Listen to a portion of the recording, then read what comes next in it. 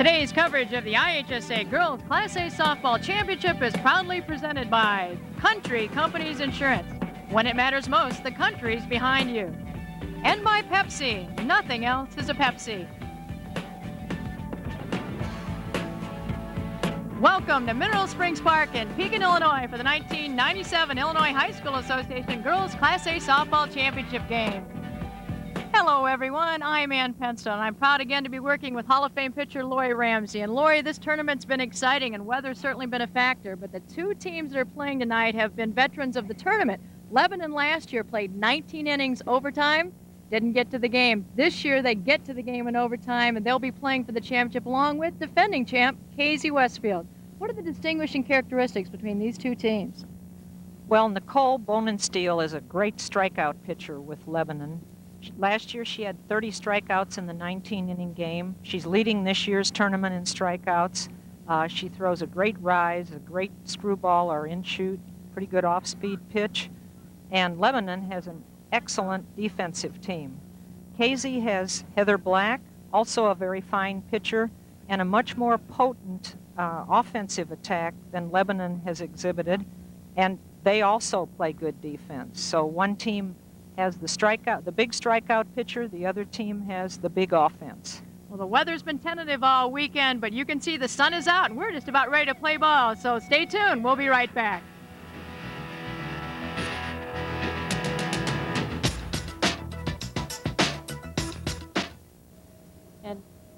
And now let's go to PA announcer Bob Neal for the lineups for tonight's game. And now let's meet the teams participating in tonight's championship game. First, for the visiting team, the Lady Warriors of Casey Westfield, who entered the game with a record of 39 wins and 2 losses. Please meet Coach Denny Thornburg, who has a career record of 566 wins and 52 losses for a career of 20 years. And for the home team, the Greyhounds of Lebanon, who enter the game with a record of 22 wins and 5 losses, please meet Coach Hank Felt, who has a career record of 130 wins and 84 losses for a career of 9 years. For Casey Westfield, assistant coach Dave Shawver. For Lebanon, assistant coach Lisa Willman and assistant coach Jerry Bonensteel.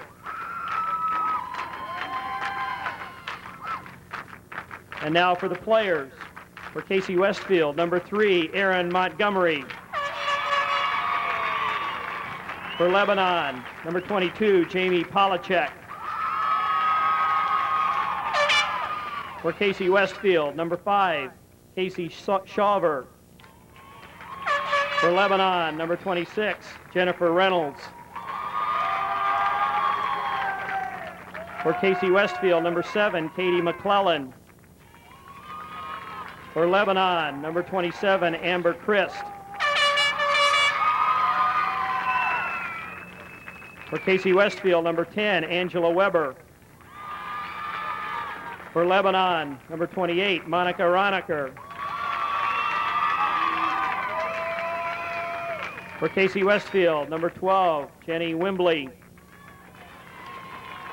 For Lebanon, number 29, Lisa Adams. For Casey Westfield, number 13, Ashley Gray. For Lebanon, number 31, Jackie Schulte. For Casey Westfield, number 14, Melissa Hickox. For Lebanon, number 32, Amanda Lacheski. For Casey Westfield, number 15, Stephanie Stephen. For Lebanon, number 33, Jenny Dockstetter. For Casey Westfield, number 20, Amy Sinclair. For Lebanon, number 34, Carrie Shake. For Casey Westfield, number 21, Rachel Hipschman. For Lebanon, number 35, Nicole Bonensteel. For Casey Westfield, number 22, Debbie Hall. For Lebanon, number 36, Christine Beckert. For Casey Westfield, number 23, Sarah Lamond. For Lebanon, number 37, Jill Horstman. For Casey Westfield, number 24, Dara Thronberg. For Lebanon, number 38, Shannon Gray. For Casey Westfield, number 25, Heather Birch. For Lebanon, number 40, Nyala Washington. For Casey Westfield, number 30, Monica Sudkamp. For Lebanon, number 41, Abby Dockstader. For Casey Westfield, number 31, Lindsay Sanders. For Lebanon, number 42, Jessica Reinacher. And for Casey Westfield, number 32, Heather Black.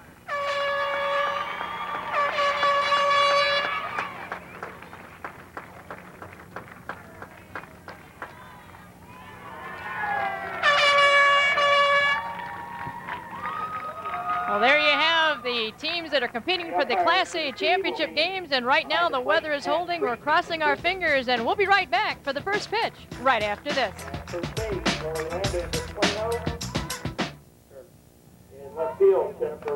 There's a great picture from center field and our cameras as we get ready to start this Class A championship game. Let's take up the Casey Westfield lineup. Leading off is coach's daughter, Dara Thronberg. In center, Lamont. Then Birch, Sanders, Hibschman, Stephen, Montgomery, Schober, and the pitcher, Heather Black, last year's MVP. The weather has been very iffy. Right now, we have no rain in the moment. Then there's a forecast. We're crossing our fingers. We've already been inside the pavilion with a tornado warning, and luckily nothing happened here, so we're ready to play ball. The umpire's right there is veteran Pat Creek behind the plate. At first, it's Larry Landers, and Bill Jacko will be at third base. Just as it's an honor for the kids to be here in the championship game, so is it for the players, as you get a good look at Nicole Bonensteel, who has gone 36 innings with only one run. Is that correct, Lori? That's correct. She has an earned run average in state tournament play of .018, which is pretty amazing. Well, she's going against Dara Thronberg. She's a sophomore shortstop of Coach Denny Thronberg, and she's hitting .417, bats left, as do the first three hitters in the Casey Westfield lineup. They slap hit, they get on base any way they can.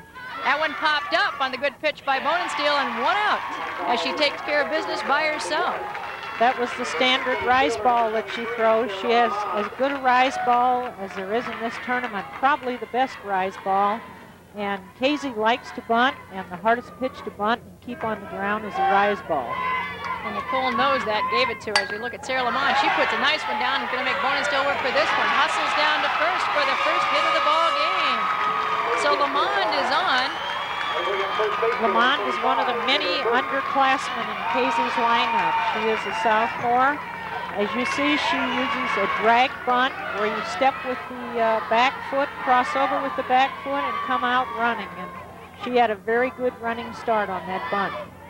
So with the runner at first, you're looking at Heather Birch hitting a lofty .417, the senior first baseman, the only senior in starting lineup. Going down to second, the throw is down there, and she is thrown out. So Larry Lander sends her to the bench on the good throw from catcher Carrie Shake. And she had a very good pitch to throw. It was a rise ball by Bonensteel and right on the money. Nice slide by the runner, but she was there 2 steps too late. It's tougher to steal on a rise ball pitcher with speed, and that's exactly what Bonensteel is. That brings up cleanup hitter Lindsay Sanders, hitting .381, the third baseman, just a sophomore.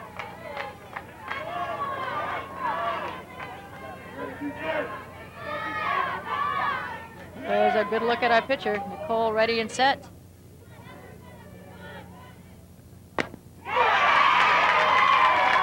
One thing about Bonensteel, she doesn't walk anybody.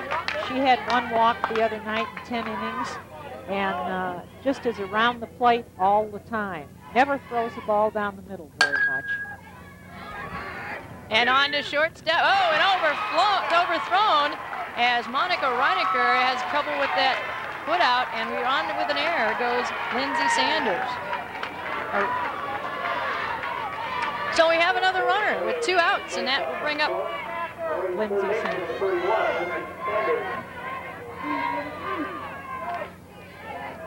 Sanders is a third baseman, hits with good power. Just missed a rise ball by Bonensteel. She's been throwing the rise ball quite a bit tonight. She also has an in-shoot, which they call a screwball in softball. Ball high. Evens the count at 1-1. And she does move that ball around. Birch on first. And we got a call that she went around, strike 2. So quickly, Bonensteel gets ahead with 2 outs and a runner on first. To Sanders as she digs in, the first right-handed batter at the top of the lineup for the Westfield Warriors. And dribbles it down to first baseman Amber Kristen, easily makes the toss.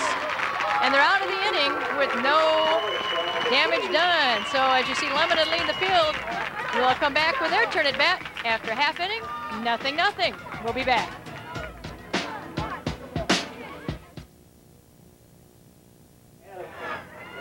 It is time for the bottom half of the first. The Lebanon Greyhounds, the home team tonight, and both teams wearing purple. Here's the lineup. For Lebanon, Dockstader, Reinecker, Bonensteel. You see it's a family affair. Another Reinecker, Dockstader, Shake, Christ, Adams, and Reynolds. That's 1 through 9. Not as strong in the average, but they have gotten here through doing what they do well, winning ball games as the light rain begins to fall on the field here at Pekin. Jenny Dockstetter is a great fielder. She made one unbelievable catch against Carrollton the other night where she had her back to the infield and ran straight to the fence and caught the ball. One thing that Lebanon has shown in this tournament is excellent defense.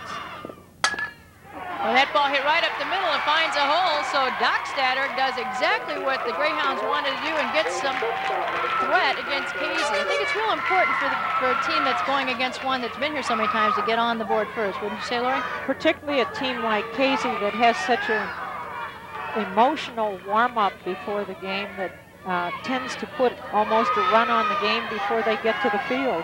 It is so impressive. If you've never been to a softball game and you get a chance to see Casey Westfield, see their warm-up. It is a sight to behold as you look at the first pitch to Monica Reinecker. Black threw an out curve over the outside corner, and she has an excellent out curve. Both these pitchers throw a lot of movement. Very few straight fastballs. Everything moves. Reinecker puts down the bunt and fouled back. Count goes 0-2, so let's see if she'll go for the bunt with 2 strikes on her. Of course, if you bunt on the 3rd strike and it's foul, you're out. But second batters are supposed to be able to put it down in tough situations. That's right. And a lot of times when they get 2 strikes, they'll go to the slap then.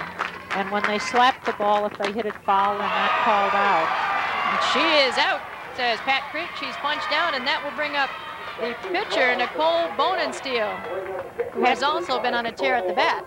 Pat Creek makes a very definite, strong call on this out curve, which is what a good umpire should do. The ball caught the corner as it came over the plate. 1 out, runner on first. And the pitcher facing pitcher as Black throws to Bonensteel. And Bonensteel is a very excellent hitter and runs extremely well, particularly for a pitcher. Well, she's a good athlete. She's an all-area and all-conference basketball player and also plays volleyball, so it's no accident that this athlete has put her talents to work on the softball diamond.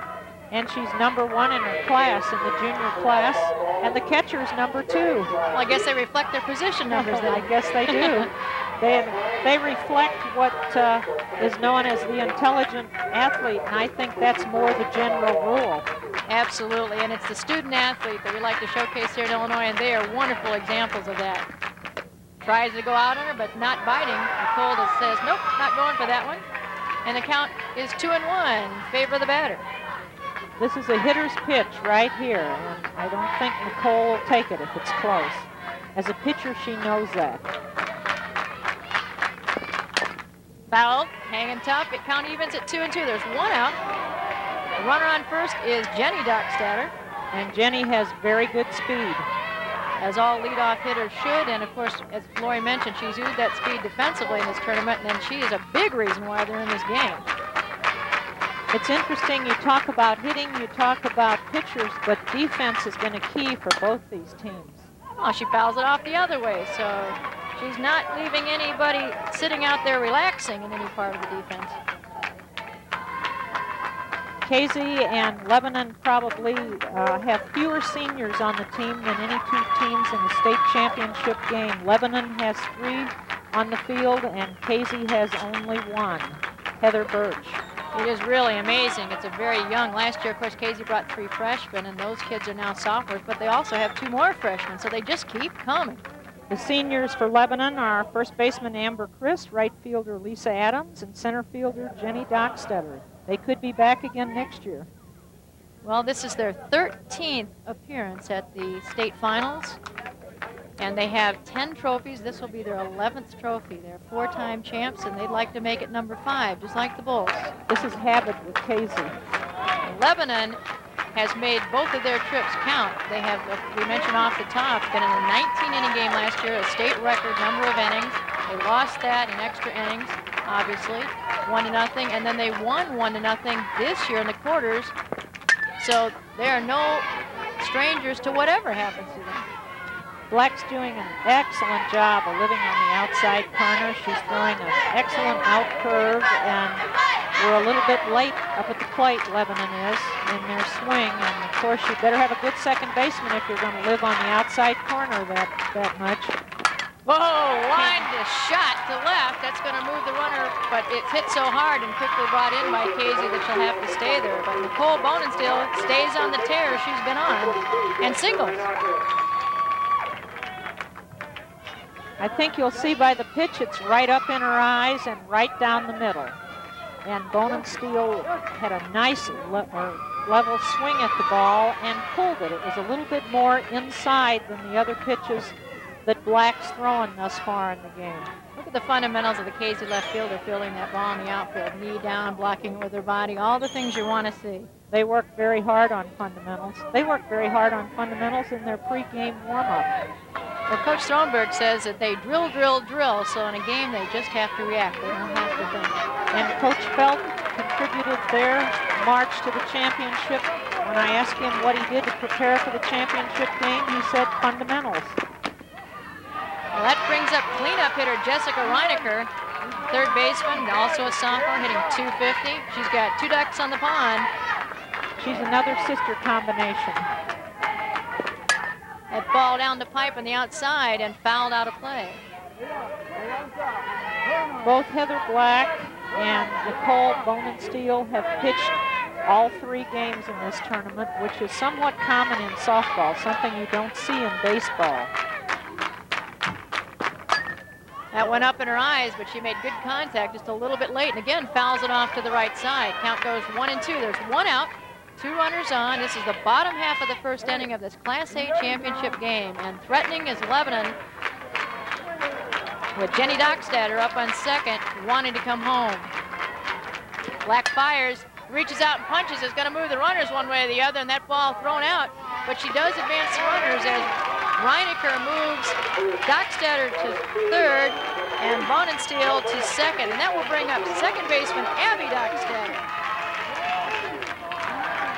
As you can see by the pitch, it's an outside pitch, and she's falling away from the plate a little bit, but she did one thing coaches always want done, hit to the right side of the field with runners on base and try and advance the runner to the next base. So now we have a chance to score 2 runs if we're Lebanon, instead of maybe 1 with a runner on second base. I see Coach Thronberg's out there discussing what they want to do in this situation. Probably just trying to calm the team down and remind them that all they need is 1 out, and the play is definitely at first base. Of course, you don't want to have any pass balls or things like that. While we get ready for this play, let's remind you that the broadcast rights to tonight's state championship have been granted to Sports Channel and Intersport by the Illinois High School Association. Any rebroadcast or reproduction of this event without the written consent of the Sports Channel, Intersport, and the IHSA is prohibited. Abby Dockstetter, the second baseman. wanting to bring her sister home. Fouled back. She had a level cut at it, but underneath. She had a very good cut, and the two hits that we've seen off Heather Black have both been on rise balls, and she just threw another rise ball there. And Abby Dockstetter got some of it, but not all of it. Well, a good chance scoring opportunity. Whoa, fooled her with that one. There's that wicked out curve she throws, and that's her best pitch, and it's one that none of the teams in this tournament have adjusted to yet. You've almost got to step with it a little, step to the right field side a little bit. Tries it again, but she'd seen that one last time and said, nope, I'm waiting. Montgomery made a nice catch there, and she wasn't even a catcher at the start of the season. The first string catcher was Katie McClellan, and she was hurt in the sectional game on the last play of the first game. Well, the freshman's done a great job. Foul pulled this time down the third base line. Count stays at 1-2. That is Jenny Dockstetter, who is not very many feet away from the first run of the ball game. It's going to be tough. You got a great defense by Casey. They're in tight with runners in scoring position. And hit down between second base and first, bobbled slightly, but oh, Casey Schover grabs it after a shaky beginning and throws her out, tosses to Heather Birch. So it is no score after one inning in this Class A championship game. We'll be right back.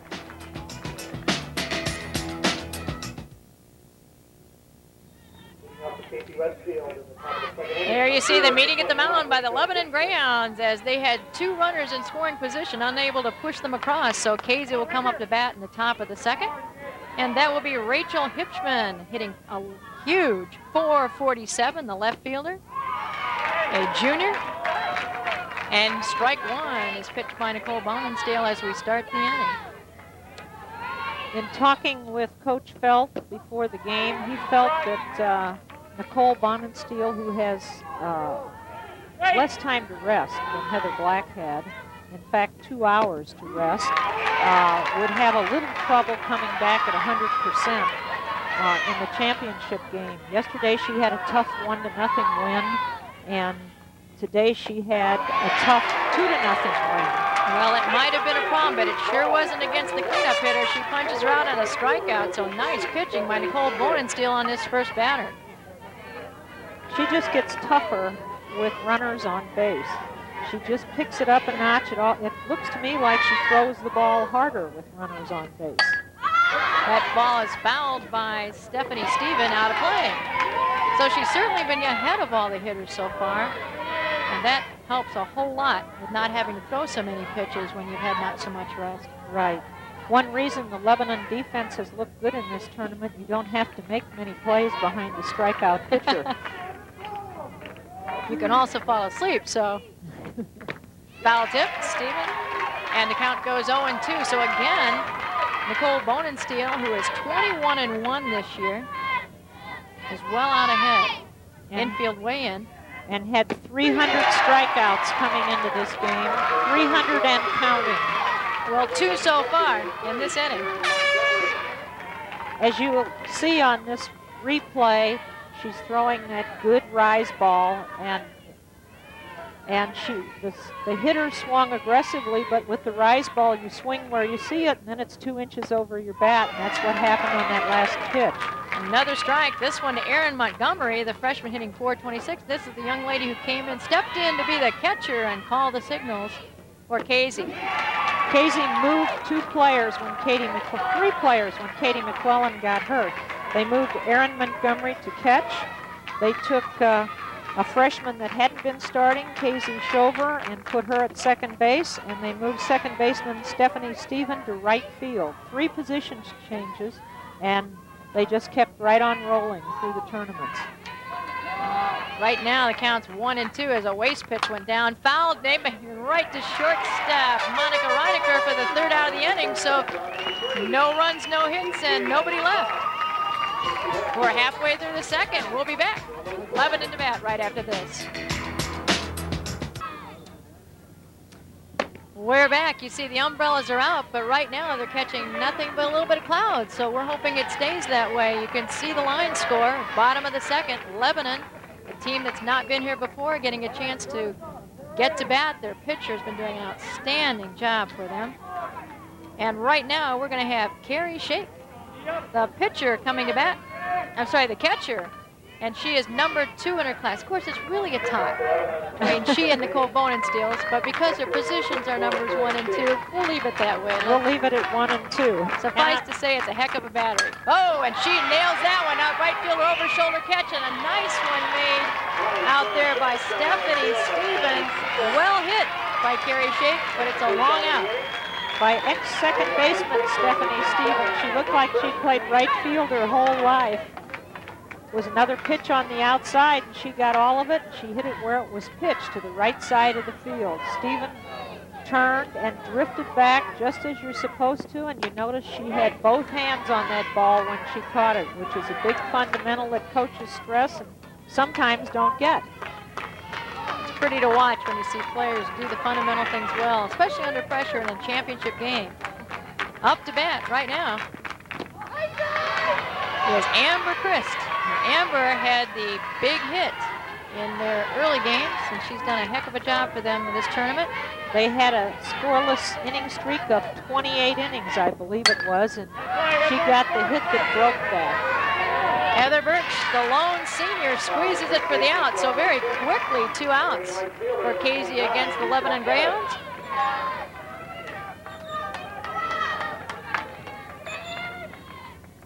And that brings up Lisa Adams, the right fielder.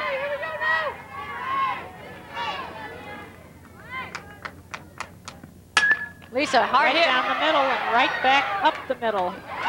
Heather Black had it knocked right back at her. She knocked it down, pursued it, and tossed it over to first baseman Birch for the 3rd out. So no runs, no hits. And boy, this is a total pitcher's duel right now. We'll be back with inning number 3 right after this.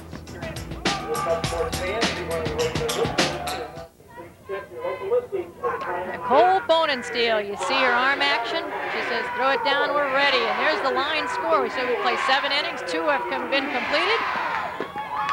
You can see the wrist action as the movement on the ball. Not only does Nicole Bonensteel have good speed, but more importantly, she's got good action on the ball. She has, and from the 8th grade on, she has worked with Joe Nunez and his daughter, Mona Nunez, who was an excellent pitcher in her own right, on all of her pitches. And they certainly have done an excellent job in teaching her how to pitch. The 300 strikeouts that she had this year is a pretty good indication of that. And that fouled back by Katie Shover, the second baseman for the Casey Warriors. One thing that was interesting about Lebanon, as we saw them come into the park today, about half of them had purple hair. Well, one thing we're positive about, we have no idea who's going to win this ball game, but it will be a team in purple, since everybody's wearing it tonight. Lebanon is a team that has never been in a championship game, and last year was the first year they'd even won their own sectional, but they're starting to establish a little bit of tradition now. And they start out not quite in the same fashion that Casey does. They start out in the Bi-County League, sponsored by the Lions Club, with T-ball. Most of these girls began playing when they were 5 and 6 years old. Nicole Bonensteel, for the first time, is behind the hitter, 3-1. But she comes right back, gets tough, and evens the count. Full count to the number 8 batter in the lineup. Casey Shover, who plays second base and came in with the injury. Tough pitching. Gets behind, comes back with a strikeout, which is just about where she's left off every inning. Here you see the pitch and you see the movement again. The rise ball, and the excellent thing about her rise ball, a lot of pitchers cannot control it because they start it too high. Her rise ball starts low so that as it reaches the plate, it's right at the top of the strike zone, which is exactly where you want it. And that's not an easily mastered art. If you notice, the catcher gives the target a little bit lower than that, so she keeps her down in the zone. Well, Bonensteel pitching to Heather Black, so this is the first time they've faced each other. These teams did not play each other in the regular season. They may have seen each other, but have not played. And again, we see a little bit of Mother Nature dropping in on us. Not the kind we want to see, however. So hopefully it will be light like it is. The clouds really are pretty high, and there's some blue sky, so hopefully it's just one of those sun showers. Oh, excellent low outside pitch. Bonin still strikes out her counterpart, Heather Black, and that will bring up the top of the lineup, Dara Thronberg, as you see the smile from And I think Boninstill. this was a little bit of a surprise because the ball was over the low outside corner, and she's lived on the rise ball and throwing the ball inside, the screwball, but she threw that outside pitch and caught her. Dara Thronberg, the shortstop, sophomore. She's been on base quite a bit in this tournament and has excellent speed. Some people are a little surprised she's not pitching since Denny Thronberg is such a great pitching coach. Fouled. It's going to be close to our camera position, and oh, hits the top of the fence. But Dara can pitch. In fact, Casey has several people that can pitch. Melinda Hickox, a freshman, throws the ball 61 miles an hour, and she can't even crack the lineup here as far as pitching is concerned. That's probably the most unusual thing about Casey, and the coach Thronberg says is their greatest strength is their depth, especially at pitching. Right back to Boninstill goes Thronberg, and thrown quickly for the out. So just as quickly as they come up, they go down, and the Casey Warriors are knocked out 1-2-3, and that'll bring up the Lebanon Greyhounds, the bottom of the third. We have no score. Stay with us.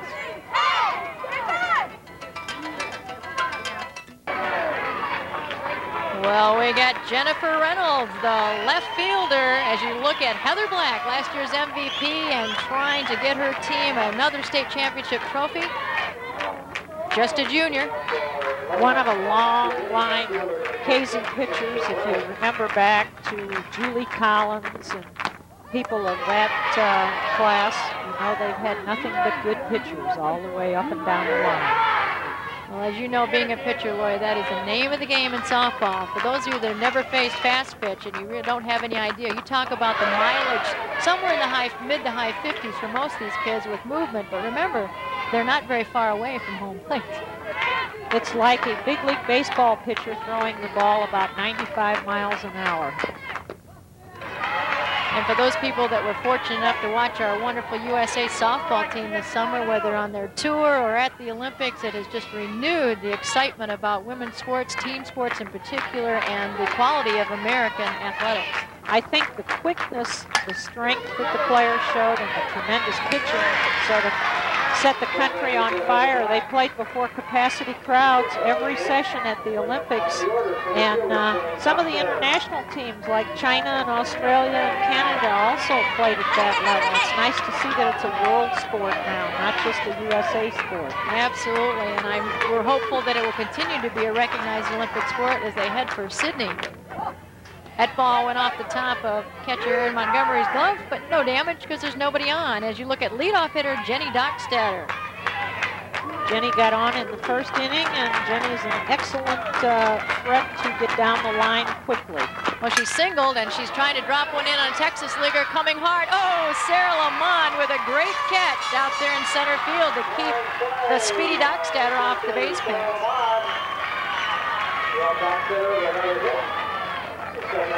Takes the ball right down the middle. She hits it exactly where it's hit, and you notice that she dove as she caught the ball. These kids know how to slide and hit the ground with their legs first, so it takes some of the jar away. And if it's a slightly bit wet out there in the outfield, it's always easier to slide. They like to slide anyway. They're kids at heart. Well, and Casey, little kids at heart. Absolutely, that's what makes it fun. And Coach Thronberg actually feels that the more inclement or the more adverse the conditions, the better. Whoa, there's a shot up the middle, and this one's not going to be caught as singled Monica Reinecker. To go back to that, Denny Thronberg says adverse conditions really favor his team, he believes. They actually practiced in the rain and in the mud last week. There's another rise ball. It flattened out a little, and when your rise ball flattens out, that's when they really hit it. Most batters would rather have a pitch up in their eyes than down at their knees. Well, it's a two-out single for Reinecker, and that brings up Nicole Boninstill. The pitcher? Nicole's as good a hitter as they have. She hits the ball hard. She had 2 hits in the game that she pitched last night against Rock Island Alleman. the 10-inning game. And she had the shot right through short and third last time up, so she's already hit well. That ball, they're keeping it way out of her reach right now. And that was a big win against Rock Island Alleman. They're another team like Casey with tremendous tradition, and they've won the state tournament more than once themselves also. Reinecker on first. Fooled on that one. Bonensteel behind in the count, 1 and 2. There are 2 outs. That's why pitchers like to throw that rise ball. Now you see it, now you don't. And you smile when you say that because you got to do it to all of us. I love the rise ball. I think anybody that has any intention of becoming a winning pitcher better have that pitch. That's the strikeout pitch. You'll see almost all your pitchers throw it when they're ahead 2 strikes and no balls. Whoa, ripped. Whoa, took about a good swing. Nicole Bonensteel comes with that, turns that wrist right over the top and levels out that swing and hit a rope, but foul. She's got quick hands, all right. And this is a situation when a batter really hits a pitch hard and hits it foul that the catcher will call a changeup because they're timing the pitcher and they're out ahead on it, and they try and throw them off a little. Lindsay Sanders woke up down there at third, I can assure you, with that rip. Instead of the changeup, she took the ball away from her so she couldn't turn on it so easily. There's Lindsay Sanders, the sophomore. I can assure you, with all the ball these Casey Warriors play all summer long, she's seen everything hit as hard as it can be hit. Whoa, just high, and they walk her. Heather Black thought it might have caught the corner, but Cat Creek says, nope, a little bit high, maybe a little bit outside, and that brings up cleanup hitter Jessica Reinecker. We pitchers always think the ball catches the corner. In our eyes, the plate is not 17 inches wide, it's 27 inches wide. Well, Jessica Reinecker, fielder's choice her first time up. She's got 2 runners on, there are 2 outs. We're in the bottom of the 3rd inning, this Class A championship game, as you see Bonensteel putting on a jacket. I'm Ann Penstone, along with Hall of Fame pitcher Lori Ramsey, really enjoying bringing this game to you. And it is a classic fast pitch softball game, exactly what you'd expect from a state championship game. Jessica Reinecker, of course, is the cleanup hitter, and that's who you want up in a situation like this. Heather Black fooled her on that one. It would have been tough to drive anywhere, but she might have been able to punch it outside. Lebanon has had a little more trouble hitting that outside rollover, outside curve that she throws than they have hitting the rise ball. Bad break for Reinecker. She just turned it out of the way and the ball hit her bat, so she's behind 0-2. So Heather Black kind of has her chance to throw whatever she feels comfortable with at this point. Montgomery's going to call it for her. Outside. And took a bit off of it too, but she wastes one and Reinecker didn't bite. 1-2. 2 runners on. If you watch these 2 pitchers, when the catcher moves and gives a target, they hit it usually. Brings it in high and tight. Jessica's sister is out at second with the go-ahead run with pitcher Nicole Bonensteel on at first. Now she's gone outside, inside. Let's see if she goes outside. She did that very nicely. Casey likes to use both sides of the plate, and they like to push you away and then throw it over the outside, or throw it over the outside and then jam you. They move it back and forth, back and forth. Well, Reinecker hanging tough. 2-2, the count. Making Black work.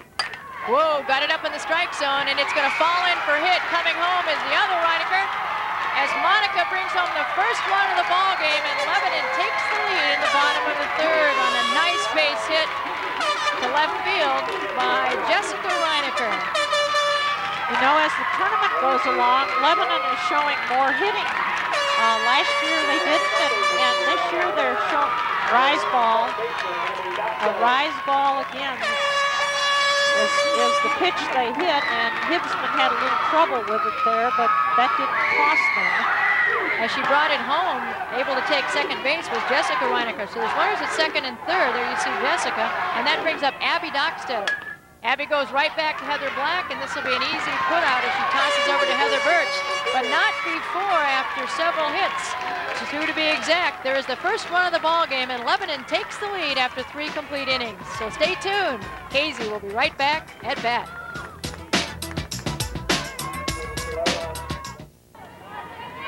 There you see the first run of the ball game as you see the team from Lebanon give a good cheer for the first time being ahead. And Lori noticed something as we chatted between innings as Lamont comes to bat about the hits Lebanon's been getting. Every hit that Lebanon has had has been on a rise ball. And as Sharon Backus, the now retired UCLA coach once said, you live by the rise and you die by the rise.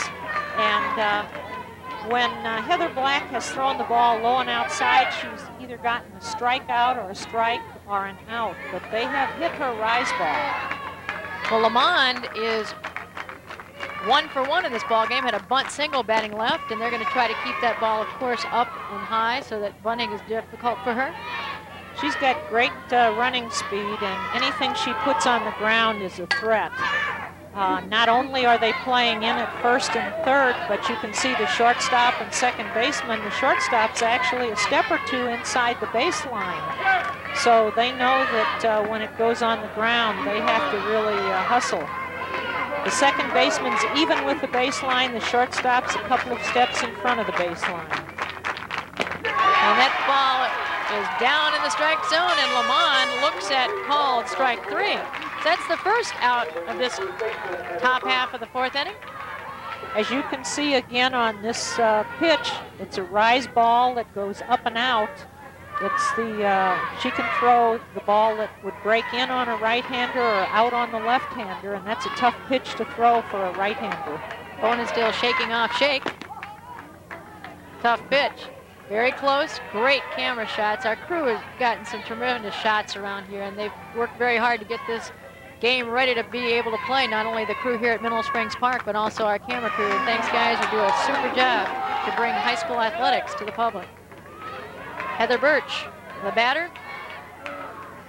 Birch is the last of the 3 left-handers at the top of the lineup here for Casey. Most right-handed pitchers do not like pitching to left-handers. Well, of course, a lot of the Casey Warriors have been taught to both bunt, slap, and they may not be natural left-handers, but because it's a step closer, top of the lineup for Casey, you'll always see batting from the left side. And there's a runner as Heather Birch draws the walk. That's the first one by Nicole Bonestell. She got behind 3-1 in the last inning, but got herself out of it with a strikeout. And you don't want to put speed, especially number 2 speed, on the base pass. I can bet you we're going to be seeing a catcher do some work here. Bunt attempt faked by Sanders. Well, the Lebanon infield is doing a good job of charging. They may not want to charge quite as soon if Sanders decides to slap. Sanders is the cleanup hitter. She bunts it, foul ball. Touched her, but she was in the batter's box, so we're okay. Those cleanup hitters never like to bunt. As you can see in the bunt, she's squared around, and the bat is pretty level. Most coaches will teach you to keep the barrel end up a little higher. You don't want to drop it because that's when you get the pop fly on the bunt situation. Well, she got herself in a hole with 2 strikes, so we're swinging away, and Denny Thronberg giving the signals as you look at Lindsey Sanders, but he's been giving signals to Heather Birch over there on first as to what's coming. They run the bases so aggressively. If you get any action on the ball and make it move, they're going to take that extra base every time. Absolutely, and one thing they do well is the trail runner really moves well for Casey. Oh, great pitch. Bonin still totally confused Lindsey Sanders, and she goes down swinging. This again is her rise ball, which has really moved tonight, and it's been around the strike zone all the time, not way up and out of the strike zone. Rachel Hinchman, the left fielder, she struck out her first time at bat, and that's tonight against Bonenstiel. She is in good company because she has really had all her pitches working for her. Right, particularly the out curve, which you see there, the rise ball, And she's thrown an occasional screwball, which is a ball that breaks inside and on the hand. She's got it all, and she's got good control of it. Foul ball. That last pitch was a catcher's dream. Carrie Shake put the target up and out. And I mean, she didn't move a whisker to catch that ball. It was right where she put the glove. You can bet she spent a lot of hours on this. Probably just throwing the ball at a target. Ball hit down to Amber Christ, and unassisted puts her out. So Hitchman dribbles it down to first base. There was a runner, but she was left there. So we are ready to come to bat in the bottom half of the fourth. Right now, Lebanon leading 1-0. We're looking at Heather Black, pitcher for Casey. We've been talking about the fatigue factor and whether there would be one or not. Casey got away with its 5-inning game in the semifinals and had the earlier game. We kind of expected fatigue to be a bigger problem for Lebanon as you look at Carrie Shake, the junior catcher, taking ball one. But so far, Nicole Bonenstiel has not shown the effects of that fatigue. Well, Nicole pitched a 10-inning game, her first game. That's a 3-inning difference. And today she pitched a 7-inning game. And Casey won by the 10-run rule in the semifinals in 5 innings. So actually, she has pitched 5 more innings than Heather Black. Doesn't seem to be bothering her any at this point. But Well, at this point, you're on so much adrenaline. I mean, this is for all the marbles. You cannot, there's no tomorrow. You do it all. In fact, Lebanon is missing their graduation tonight. But I don't think there's a player that wouldn't rather be here. They weren't very sad about it, I know, particularly at the end of the semifinal game. Popped up, and looks like it's going to be Casey Schover squeezes it for the out. A big towering pop-up. Out number 1. And that's going to bring up Amber Christ. Amber out on a fly ball to the first baseman, her first time up. Amber was last night's heroine when she got the hit that won the ball game for them. Ball. And Amber takes a practice swing as she looks down at her head coach, Hank Felt. And Hank is really enjoying. He retired from teaching about 3 or 4 years ago, and he says he just loves working with the kids, and it keeps him young, and he's not going to give it up. One nice thing about working with athletes, they're highly motivated. That even beats teaching because you have no one that you have to really convince that this is where you want to be. Once in a while, you have to work at convincing them that you'd like them to work that hard, but they want to be there all the time. If you've got to convince somebody they want to be there, they shouldn't be. Amber Christ, 2-1. The count is 1 out. Foul ball. We also want to remind you all kinds of exciting things happening here at the tournaments, and the Chicago Tribune is the official newspaper of the IHSA State Championship. So pick up the Chicago Tribune for complete coverage of IHSA sports. 2-2, the count evens out. Heather Black goes up and high and down to shortstop Dara Thronberg, who throws out to Heather Birch for the out. And 2 down in the bottom half of the 4th inning. This is the Class A championship game. You see the fans dressed and ready for any kind of weather, and we've had it all. If you'll notice on this play how quickly Dara Thronberg gets rid of the ball. She just is an excellent shortstop. Charges the ball well. Lisa Adams, the batter. She's a right fielder and was out. Pitcher to first. First time out, grounded out. That ball going out to Thronberg, who's been playing the second part of this inning all by herself and unassisted, makes the put out after 4 complete innings. It is Lebanon Greyhounds 1 and the Casey Warriors yet to score. And we're back as you look at the crowd, who is a little bit nervously, some of the people are. They've been cheering, they've been here. Of course, we have had to readjust the schedule here. The game was scheduled for tonight, but all the fans were already here, and we sure wanted to make sure that this game got in today because these kids deserve and the crowds deserve to see them play as we showcase another championship event by the IHSA. And Stephanie Stephen, the batter for the Casey Warriors, struck out her first time at bat. You know, Ann, this game exemplifies this year's Class A tournament in the fact that the pitchers have dominated.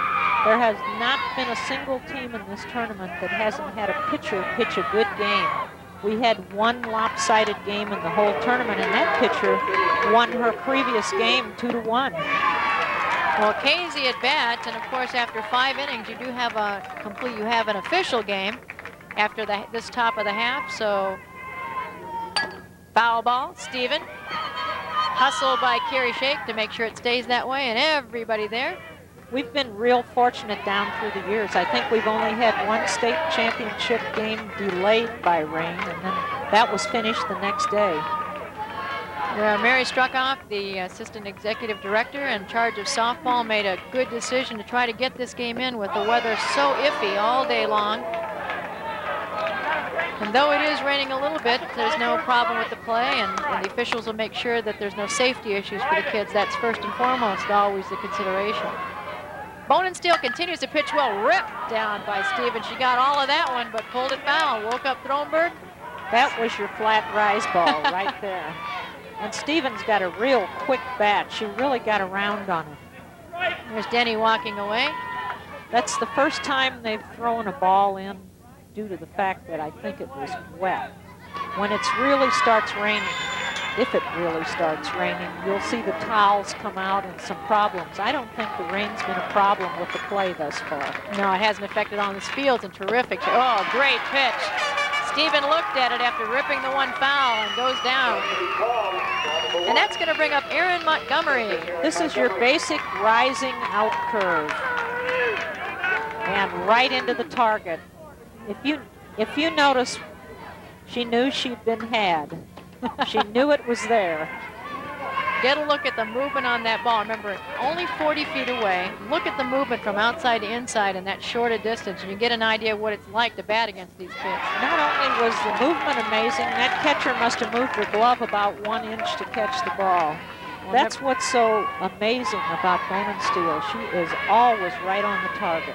Well, it has another ramification also. If you've got runners on base and the catcher doesn't ever have to go searching for the ball, it gives that catcher a lot better chance to throw people out. So it helps all around. Well, it helps your defense because she works quickly between pitches. She doesn't throw many balls, and they are alert and ready. If you notice, both pitchers do that, and both of them have good defenses, and they're a help to their defense because they don't get behind in the count. When the fielder gets set, she knows she's got a chance to get the ball. That's a very good point. No time for daydreaming. You've got to know with every pitch where you're going to go with. That ball well hit and is tailing just foul out of reach of Reynolds out there in left field. Jennifer Reynolds giving chase, and she's happy that she hit it well, but foul.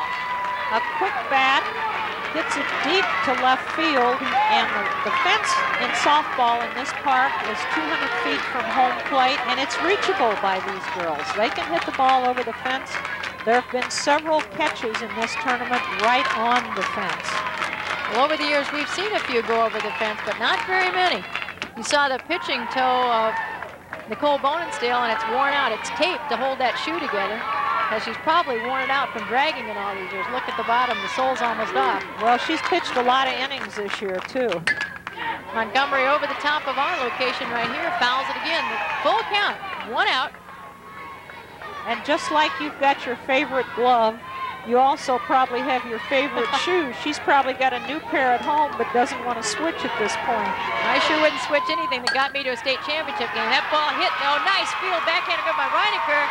But it's going to be an infield hit by the hustle of Erin Montgomery. The catcher hustles down to first. Reinecker makes a very intelligent decision here not to throw the ball because she didn't have a chance to get her. As you can see, the pitch, it didn't move much. It stayed right in the middle, and she gets around on it and gets a good piece of it. And attempts to bunt. Katie Schover tries to move her down to second. This is a very crucial situation with 1 out because we've got a game that if they do not score in this and they were not to be continued, Lebanon would be the state champs, we believe. Absolutely. And so this is really crucial. Casey knows. Right now, perfect bunt by Schover, fielded by Bonensteel with the out. They're going to try to, they've got her dead if they can run her. Now she's in a tough position. She's got a runner there. Oh, and overthrown. Tell you what, they're going to argue that that ball got into the catcher's in the position, and she is going to be awarded home. So that is a huge play. We talked about the possibility, and hesitation may have cost on that play. Well, the fielder did exactly what you're supposed to do. She ran right at the runner. But as happens so many times in this play, she held too long to make the throw. Here she goes running right at the runner as she should. And now when she should be throwing, she waits too long. And coach, there it is, right past the dugout. Probably called it because it was in the camera area. Another thing the fielder did inaccurately, she dropped her arm. They teach you in the big leagues to keep your hand up above the shoulder and just flip the ball. That way you don't have to wind up. Heather Black lays down a left-handed bunt. She is out. Boy, I tell you, that is a huge run for the KZ Warriors, as now we have an official game in the books and it's all tied up. So we're going to have to play some more. So don't go away. We'll be back with the bottom half of 5 right after this in a great game in Class A. We're back, and you see some of the interesting headgear we have abounding here at the park. I tell you, that one must have cost a lot. It's not real stylish, but it gets the job done. If it works, it counts. And now we have a brand new ball game, and Heather Black will probably pitch with renewed excitement, and she does. Puts the strike right over to Jennifer Reynolds, number 9 hitter. Once you have a tie game and you're not behind, it's amazing how much easier it is to throw that ball over the plate. Lots more energy, lots more fun. Oh, and Heather Black goes down. Now she goes up, and she's ahead in a hurry. She went the low out, right then to the rise ball. These two pitchers don't throw the same pitch twice in a row very often. Keeps batters guessing. Reynolds is a left fielder. Was out pitcher to first last time. Boy, that ball took a wicked turn outside, but a little bit too far. That was an excellent 2-strike pitch. You want to throw something that's not over the strike zone, nothing down the middle of the plate, and see if you can't get the batter to swing. Freshman wasn't biting. Ball hit high out to center fielder Sarah Lamont, and she squeezes it for the out. And the sophomore takes Jennifer Reynolds out on the fly. That's the first out. The bottom half of the 5th, and that will bring up leadoff hitter Jenny Dockstetter. Jenny has 1 for 2 tonight's game. Jenny's had a very good tournament. And as most leadoff hitters in softball, bats left, fakes the bunt, pulls it away. She's a senior, and this tournament will be a great memory for her. It's kind of nice to end your career in a state championship game. I'll tell you, both these teams have really nice young ladies. While we waited for it, when the tornado alarm went off and we were all hustled over to the pavilion and ended up in the basement, both teams were over there together in the basement, and there was a little girl who was having a birthday party. So all the kids sang happy birthday to this little girl whose birthday party was interrupted. I bet she was thrilled.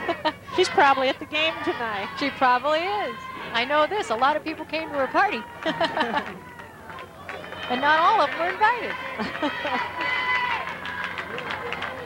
Well, today was supposed to be Jenny Dockstetter's graduation night, but tomorrow when they have their reception, they're going to have a little graduation ceremony in Lebanon for the seniors on the team, which is nice. It'll be part of the welcome home in Lebanon. Fooled on that pitch. Heather Black threw a good one, and the count goes full. There's 1 out, counts 3-2. In the bottom half of the 5th. Heather's moving the ball around really well now. Good contact being made, but hit right at them, and this time to Dara Thronberg for out number 2. And that brings up shortstop Monica Reinecker. Monica scored the only run for Lebanon and had a single to get there. In these kind of games, it's nice to have the last bat when you get down to innings 5, 6, and 7. And of course, KZ has that privilege in this game. Lebanon has that privilege, I'm sorry. But they'd rather do it right now because it's so nice to come back after having been scored upon to take that advantage right back away. Oh, excellent rise ball. Looks like she's got a little more pop on her pitch now. I think that run really helped her psychologically. Understandable, and I think you're right, because it's definitely coming in. We could hear that catcher's glove going snap just a little bit more. neither one of these pitchers throw that ball anywhere where they can hit it very well when they've got that 2-strike, no-ball count. That's a sign of a good pitcher. We've just got some good hitters up there that make contact. And Reinecker goes down swinging for out number 3. So after 5 complete innings, we are all even as you look at the crowds in purple. We'll be back with inning number 6 right after this. Well, the rain is just a little bit more steady, and it's been coming down, but the field is not affected at all. It's just a matter whether the safety or the ability to pitch or see is going to be a factor at this point. As you take a look at leadoff hitter Dara Thronberg, a sophomore who's been here before. She played second base last year and now has moved to shortstop and makes a half swing. Cat Creek's going to decide if she went around, so she looks down. And no, it says third base up. Thronberg's probably as dangerous a hitter as they have in the lineup. Well, her first toy was probably a softball. at age 2 days. Well, Dad's been coaching he's been to the state tournament as a coach just about as long as she is old, because she's 15 and they've been here this is their 13th trip. Well, he does a lot of coaching of pitchers, and I know he said at one stretch last summer, a 10-day stretch, at his camps and clinics, he worked with over 800 pitchers, so that shows a lot of confidence in his knowledge of pitching. Thronberg pops sky high to Amber Christ, who grabs it for the out. So it's always a good sign for Bone and Steel or any pitcher to be able to get that leadoff hitter and keep them off the base paths, because they are always so dangerous. They cause lots of trouble. Lamont here is the little quickie that plays center field for them, and she loves to bunt. Again, the infield, the shortstop actually in front of the baseline, and that is quite a statement for her speed. The outfield is so shallow. And she blows right back to Bone and Steel, who grabs it and tosses to second baseman Abby Dockstader, covering for the out. Bone and Steel is definitely a pitcher that helps herself. She gets off the mound quickly to field. She can hit the ball as well as anybody on the team, and she's got excellent base running speed. Right here, we saw a good bunt hit just a little too hard, and Bone and Steel right after it on the mound. And that brings up Heather Birch, who walked her last time up. You may be wondering why, if everybody in the park, especially the fielders, know you're going to bunt, why do it? But because these kids are so skilled at placing it for the most part, and their speed is so good, it's still a good effort. And they have what you call a drag bunt or a running bunt, where they cross over with their back foot, and as they hit the ball, they're almost in full speed. The ball came back to Bone and Steel, can hardly concentrate. She's laughing so hard. She kind of tripped over the rubber, and she's kind of laughing at herself, which is a great sign of composure, and obviously she's pretty loose. Right. Well, it's like Coach Felt said. He said anything from here is gravy. And I think they feel very good about being in the championship game. And I think they can win it also, which not too many teams have exhibited against Casey. I'll tell you what, they sure can. They have an outstanding team, and that ball falls just out of the reach of Jennifer Reynolds. And also hustling over there was Monica Reinecker. We've got a Reinecker left side of the infield. Monica plays short, and Jessica plays third. And as we mentioned, there's quite the sister and family act here for Lebanon. Those two sisters, the Dockstadters, and Bone and Steel, her father, Jerry, is one of the assistant coaches. Yes, he is. And in a school of 253 students, it's nice to have families that are athletic that can give you 2 players instead of 1. Ooh, that ball was very close. The Lebanon Greyhound fans certainly wanted to strike on Birch, but it was not to be. There are 2 outs. Birch, the batter. Lebanon and Casey have 2 of the more spirited crowds in this tournament. Fouled as she hangs tough. She's making Bone and Steel work. She's getting a piece of that rise ball, and a lot of hitters have not done that. This is the 6th inning now, and we'll see if all the previous innings start to take a toll on Nicole Bone and Steel's movement here. There, that ball is hit, punched right through a hole. Birch finds one and picked up by Reynolds, holds her to a single. And just as you spoke about fatigue, could it be? Or maybe just good hitting by Heather Birch? Well, it was excellent hitting by Heather Birch because she took the outside pitch to the opposite field, to left field, which is what you have to do when they throw you, and intentionally hit it that way, as you can tell. I don't think Nicole wanted that pitch outside. I think she wanted it more inside. Coming in to run will be Angela Weber running for Heather Birch. And I did notice one thing. As that ball came in from the outfield from Reynolds back to Bonenstiel, she dried it off for quite a while. So it's obvious that the outfield's definitely wet, though it's not hurting the infield at all. And in situations like this, when there's a runner on second, your coach is going to run you as you round third, hoping that the outfielder picks up a wet ball. And that ball may drop in, and it will for a hit. So all of a sudden, Casey has found some holes on the left side, and back-to-back hits with 2 outs. We put 2 runners on as Lindsay Sanders singles in the same spot. This is one of those little wedge shots. She hits it up in the air, and it's not deep enough for the outfield, and it just falls in.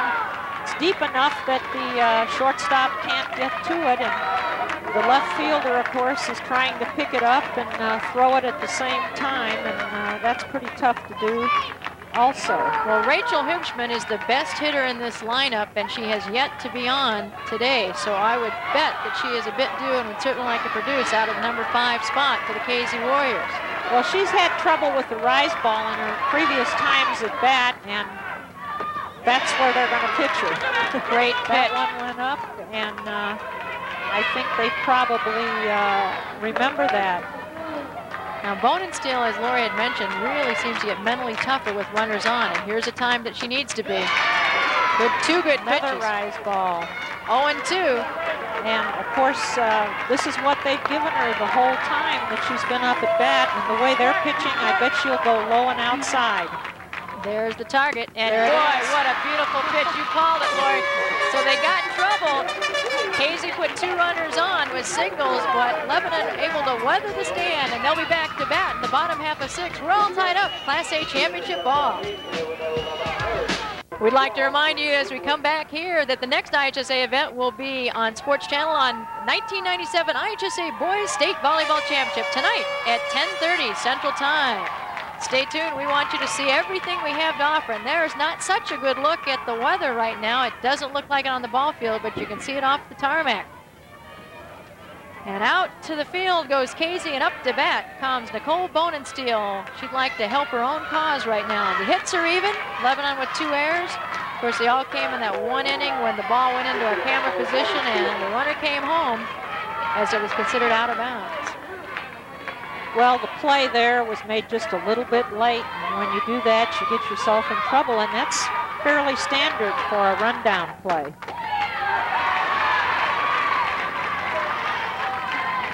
Bonenstiel has been on base both times tonight, once with a single, once with a walk, as we remind you that Birch re-enters the lineup for Casey. At first, after pinch runners, and she goes down swinging for the first time tonight. So Heather Black with that renewed excitement after getting a tie score. Black does a great job of throwing either a rollover drop or a curve. It was one or the other, and it moved a foot. Jessica Reinecker up to bat. She singled the last time up, and boy, what about the catchers calling this ball game?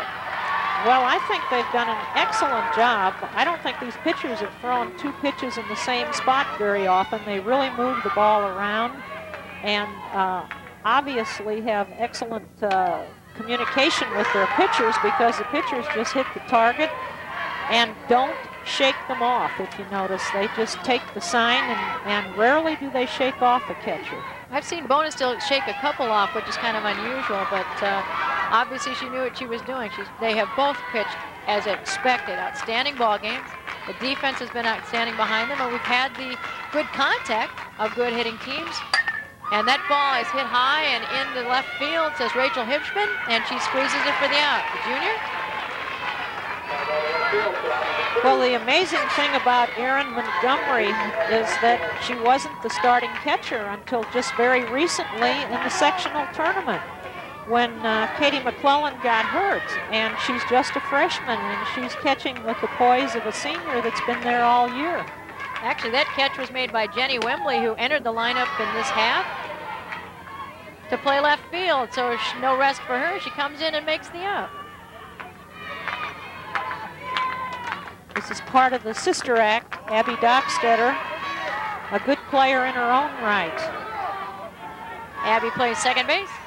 Her sister Jenny is a senior. That sister act will be broken up next year. Called strike for Heather Black.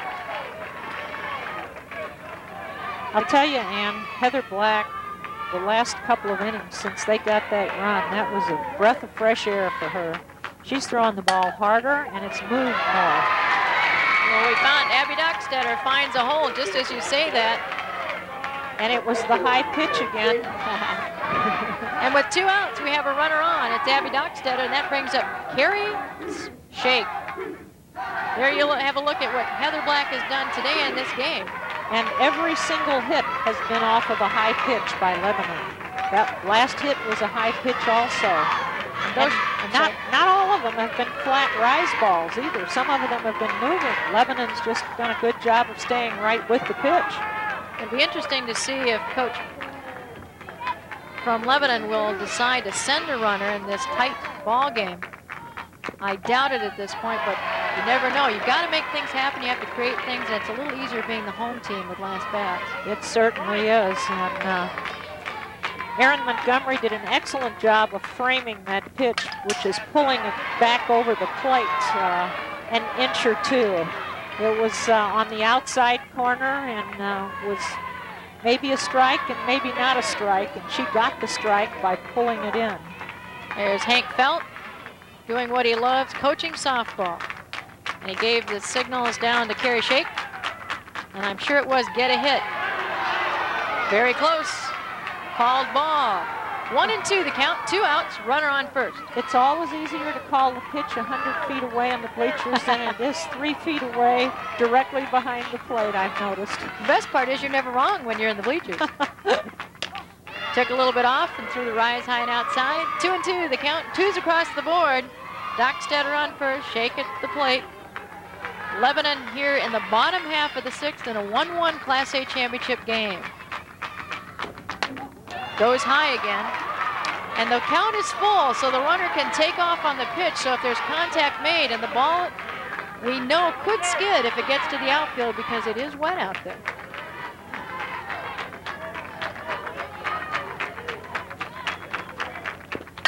Fouled back, stays alive, so really working Heather Black is Carrie Shake. Every mistake now is the ball game, so there's going to be a lot of tension out there on the field and in the dugout. Infield back. Hard hit, foul ball, out of play.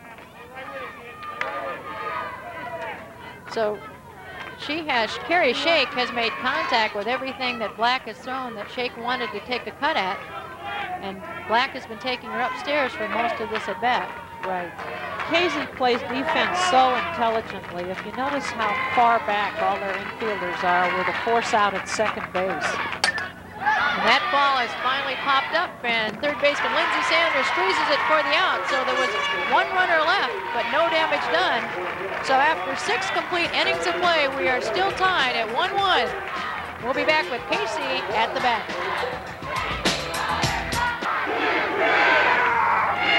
Well, the fans are starting to show some of the concern and the tension that the players probably aren't feeling as much because it's a lot easier to be doing than watching. Absolutely. The tension's in the coaching line and in the dugout because they can't control the outcome. When you're out there on the field, you're in a zone right now. And the first batter for the Casey Warriors will be Stephanie Stephen, hitting .349 coming in the tournament, the right fielder. Yet to be on base today, but obviously with that batting average, she's no stranger to the base paths.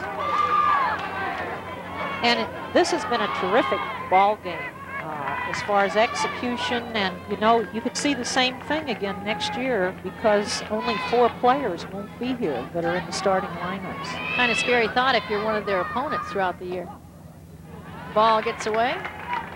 And Stephen takes it for an even the count of 1-1. Top half of the 7th. Casey, defending champs, trying to defend their territory. They came back in the 5th to score to even it up as shortstop Monica Reinecker squeezes it for the out. And pretty much since then it has been 1-2-3 with a runner here and there. Absolutely.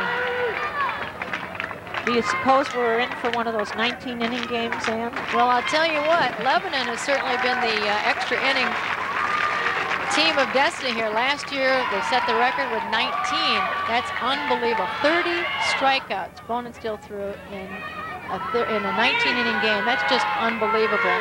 And again, but this year, of course, in 10, they were more fortunate to win it 1-0. I think they would trade the record of 19 innings for the win any day. Oh, I'm sure they would. You wonder what goes through a pitcher's mind like Nicole Bonensteel after you've pitched 28 innings and you're still waiting for your first run.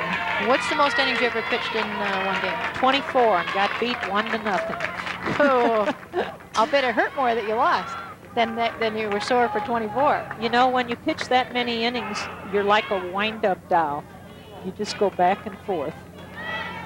She definitely, Bonensteel, as you can see, has 8 strikeouts. She definitely leads in that category in this game. And in the tournament. She's got tremendous strikeout to walk ratio. Erin Montgomery has worked her to a 2-2 count. And the longer it goes, the tougher mental strength is going to be. And neither team showing any signs of having any problems in that category. Montgomery swings and pulls it way out of play. 1 out. You know, it's 2-2. When you have 2 great pitchers like this on the mound, it's usually some fluky little thing that happens that ends the game. Montgomery is very close and coming hard as Jennifer Reynolds and the ball is caught. We couldn't see for a second there, but yes. She had a little bit of a snow cone, but she caught it. That's all that counted. Reynolds emphatically signals nice rise ball. Excellent rise ball and outstanding job of hitting to get around on it. Now you'll see the snow cone in there. Bounced out, bounced back in. Bunted, Katie Schover goes down to the pitcher and quickly Bonensteel fires to Amber Chris for the out. So the Casey Warriors go down 1-2-3 in the top of the 7th and coming to bat with a chance to win it all are the Lebanon Greyhounds. We'll be back. As you see, Casey break the huddle for the bottom half of the 7th. If Lebanon is able to come through and score it, the real key may be the fielding of pitcher Nicole Bonensteel against the Casey Warriors.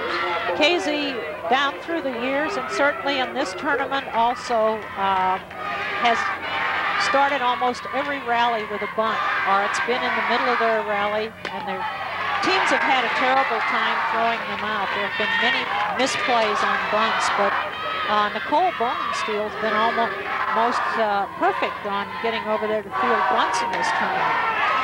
Amber Chris, the batter. She's the number 7 batter in the lineup. She hits when she needs to. She's been one of those hitters who hits in the clutch. She was the heroine in the quarterfinal extra inning game, and she'd love to do it again here tonight. I'm certain she would, but I'll tell you, I'm impressed with how hard Black's throwing the ball. She's really pitched well the last few innings. Fouled, out of play. Amber Chris, one of the very few seniors on the field. 3 for Lebanon. So no matter what, this is her last high school softball game, and what a way to go out. Well, I'm sure they'll enjoy the celebration at Lebanon tomorrow, no matter whether they win or lose.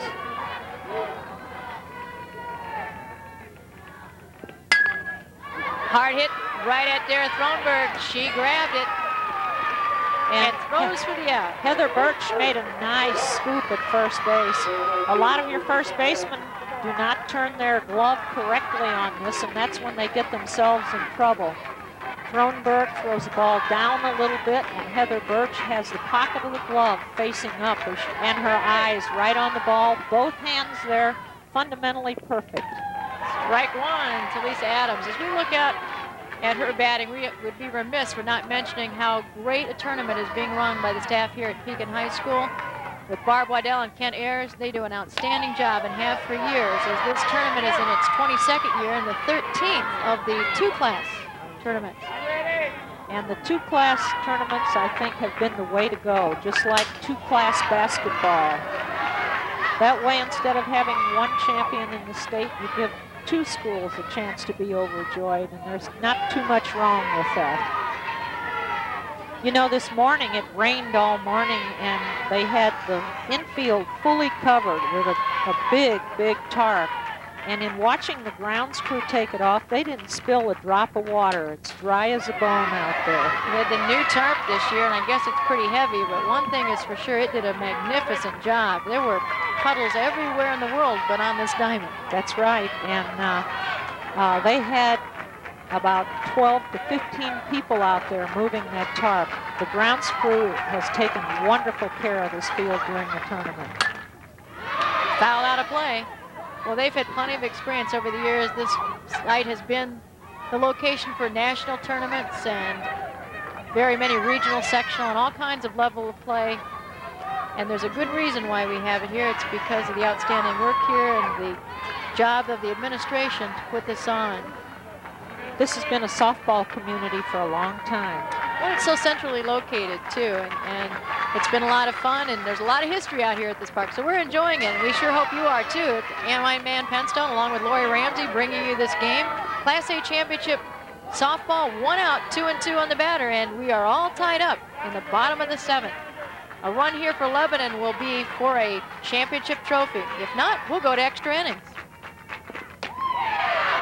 Just inside, full count. Catcher Erin Montgomery does an excellent job of framing the ball. She gets that ball into the strike zone, sometimes when it's not into the strike zone. Well, she got Lisa Adams on that pitch, so the strikeout victim for out number 2, which will bring up Jennifer Reynolds. Jennifer, the left fielder, and the number 9 batter here for Lebanon. You can see the rain as we looked at Heather Black on that shot. 0 for 2, grounded out and flied out. Has made contact, though, has moved the ball fairly well. High and outside, not going to give her anything much. The wet conditions certainly haven't affected the pitching control of either pitcher. Not a bit, and actually, since we've had the rain, the balls have stayed in the infield, which is a lot better condition in rain than is the outfield.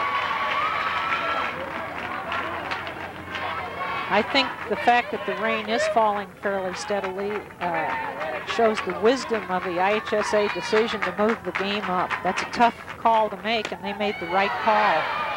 I contacted the National Weather Service several times throughout the day to get updates, and then made a final decision with about the 7th inning of the semifinal game to make sure that all teams, and they did such a great job of making sure that the fans and administration were apprised of it, as well as the media, to make sure that it wouldn't impede anybody or in any way affect those who might be coming. And I thought all the teams and schools involved were very, very flexible as well. Yes, Hank Felt said that it wasn't to his advantage to have to play that, but he understood the decision. That ball picked up by Casey Schover, but hustling it out, Jennifer Reynolds gets on a hustle play, so she'll be down at first base. Really gets out of the box well after hitting, and of course, the second baseman took one extra step towards second before planting her foot, and that probably cost her the play. Larry Lander says safe on a close play. You might have seen that there's a double first base, white on the fair side and orange on the foul side. Makes it a lot safer. But those plate bases themselves cost about $100, so a lot of teams don't have them on their home fields. Going down, trying to steal second, and she is there. Hopefully she didn't hurt herself on that. It looked a little awkward on the slide. I think maybe the wet conditions may have kind of stopped her hair. She looks a little muddy, a little worse for her. Mom, look, I played it, I'm all dirty. She had the catcher Erin Montgomery had a low pitch to throw, and we did the splits there into the base. She's lucky she didn't hurt herself, but she wasn't going to get pushed off the base. She sort of curled herself around it after her foot hit the base. She was definitely an under. The throw was high, and she beat it. She may have beaten it anyway, even if the throw was there on time. But we're just glad that she's not hurt. Denny Thronberg talking to his troops. You notice he's been out there twice this game, and in very crucial situations. He kind of has the idea of when to come out and calm his troops down, I think. And I'm sure he's discussing the possibilities. And the only options now really are the runner on second, because the game's over. They've got to make the play on that runner. So everybody's in, and you can see the weather conditions worsening because that was just mud all over Jennifer Reynolds. And up to bat, Jenny Dockstader, the leadoff hitter, the center fielder, the senior, at bat. That ball is hit slowly over to Lindsay Sanders. That ball thrown, she's pulled off the bag. Oh, and thrown on the tag, says Larry Landers, on a tough play at first, on a great tag by Heather Birch. So there was a rally, but unable to score. So we played a complete regulation game, and we're going to play some more. So don't go away. We'll be right back for inning number 8.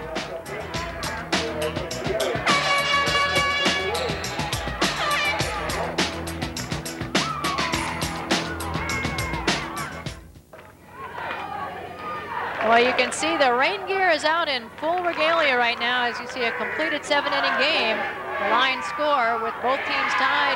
Casey Westfield will be coming to bat in the top half of the 8th, so we'll go extra innings, which is Lebanon's favorite thing to do. Well, this is an everyday thing for them in the tournaments, and they've gone long periods of time, like 19 innings, so we may be in for a long siege here. I hope the weather holds for it. We've got a lot of rain, but it really hasn't affected the field yet. Well, it doesn't appear to be affecting the play either. Heather Black will step in against her counterpart. Heather will be the first of 4 straight left-handed batters for Casey. And the first and third are way in, looking right down the throat, as Heather Black obviously is a threat to both bunt or hit. You can see first base, and they're charging hard as Heather Black way back in the box. Unusual for a lefty, but of course she's protecting against that rise. Bonensteel threw 2 straight rise balls, trying to get her to pop the ball up. Most softball pitchers will throw the rise ball in a bunt situation. Oh, swung on for strike number 2. Count goes 1-2. A lot of movement on that pitch, and she threw that about 60 miles an hour. That was quick. That ball was moving. I think you'll see Black swing away now. She's moved to the back of the box a little bit. And she did. So with 2 strikes on her and only 1 ball, Heather Black battling Bonensteel.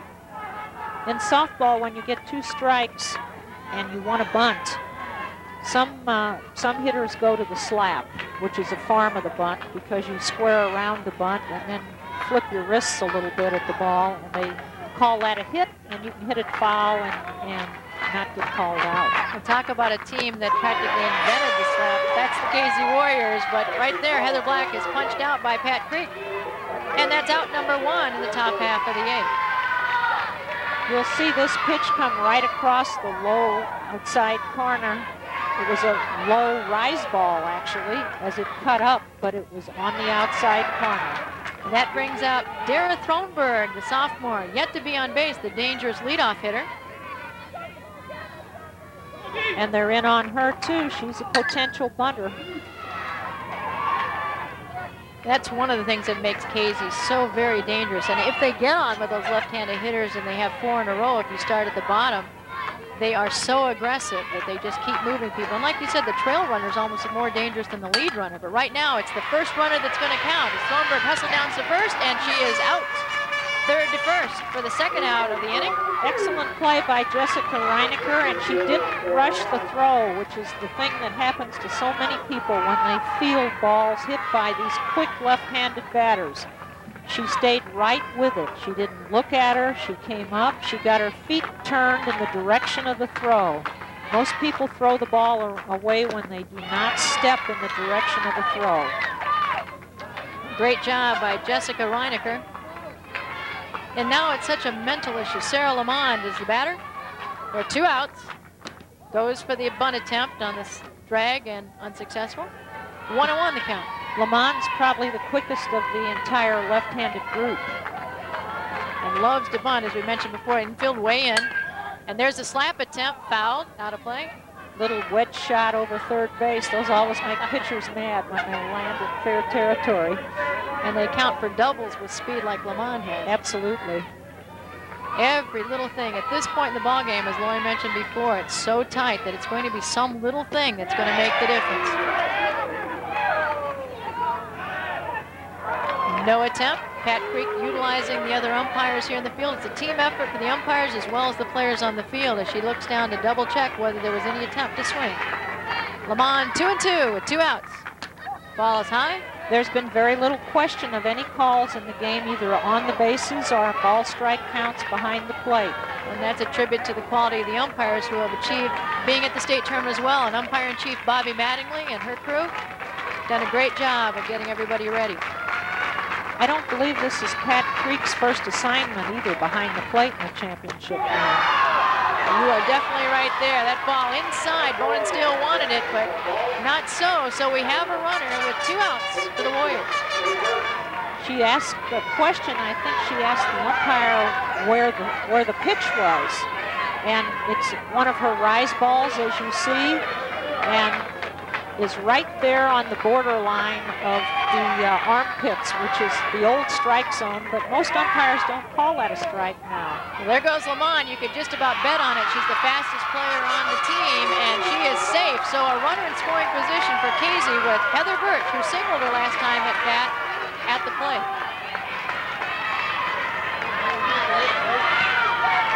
That one wasn't even close, and probably wouldn't be if she ran 10 times in a row because she gets such a terrific jump off the base. I sometimes wonder, you know, how often teams practice just getting that jump off the base.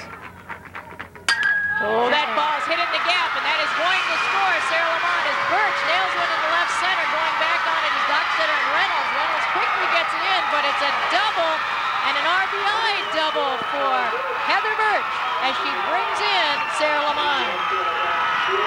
With the go-ahead run for the Casey Warriors. You'll see the pitch come across the outside corner, and again she goes right into the left field side of it. She went right where the pitch was pitched, and I believe she did that earlier in the game also with better results. The joy of putting your team ahead in extra innings. That ball was about 65 miles an hour by Bowman Steele. She really brought that with some speed after that hit. Well, Heather Birch was just leaping for joy out there in second base. She's the only senior on the Casey team that starts, and talk about a way to come through. That's what your senior leadership, she came through. And the smile on the face of Lindsay Sanders as she came up to bat was enough to light up and scare away the rain.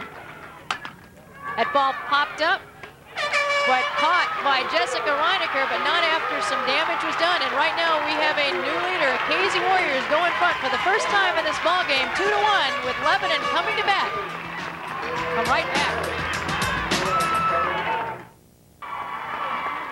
Well, there's the skies clearing for the moment, and right now they're smiling on the Casey Warriors, but Lebanon, an outstanding team here at bat, and they got here for the reason that they're an outstanding team, and they are at the top of their lineup with batters 2, 3, and 4 coming to bat. They're only 1 run down, and let's see what Monica Reinecker can do to start it off for the Greyhounds.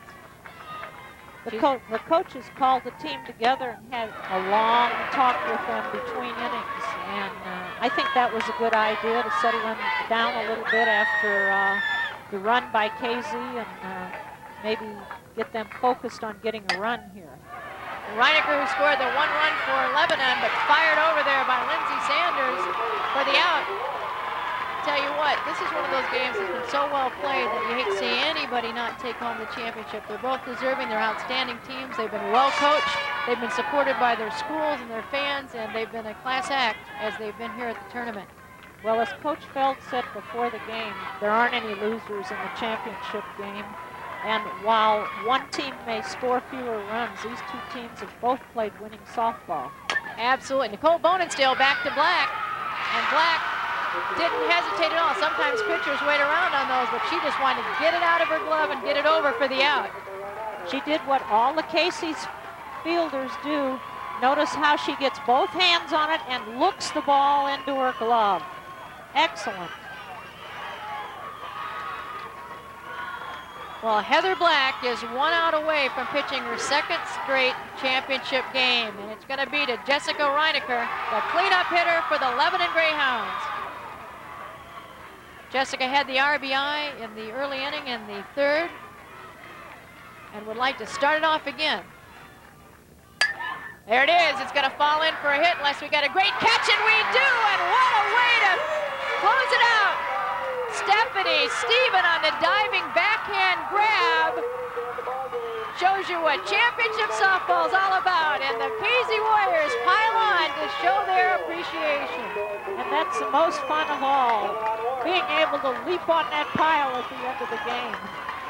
Stephen was one of the players that had to change positions, and she certainly learned her new position well. She moved from second base to right field just a few weeks ago.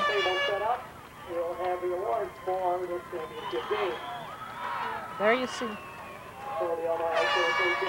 Here you see the potential base hit dying out in right field, and Stephanie Stephen leaping, diving, and catching the ball, and the happiness of the state championship Casey Westfield Lady Warriors, including the coach in the background leaping. We'll be back with lots more, so stay with us right after this.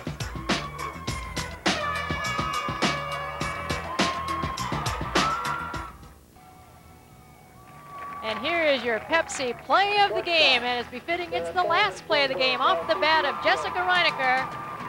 She goes to right field, and coming over, Stephanie Stevens with the diving grab, the right fielder, the Pepsi play of the game. And the look on their faces says it all, just how. And there you see the Lebanon Greyhounds receiving their runner-up trophy for 1997 in Class A softball, the smiling faces of the Greyhounds.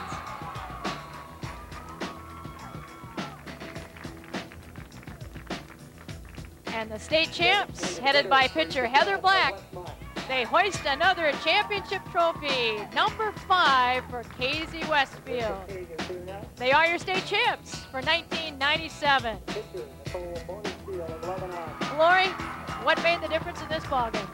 I think the turning point was the errant throw that got the tying run in for Casey Westfield, and the change in attitude of Heather Black on the mound. She became more aggressive, threw the ball harder, seemed to have more control, and just took over the game at that point. Sometimes when a pitcher's behind, they press a little, and it was like a breath of fresh air to her when that run scored. Well, you saw the scores as you look at the players on the field. Casey Westfield are your champs for 1997. And we'd like to remind you that our next IHSA event on Sports Channel will be the 1997 IHSA Boys State Volleyball Championship tonight at 10:30.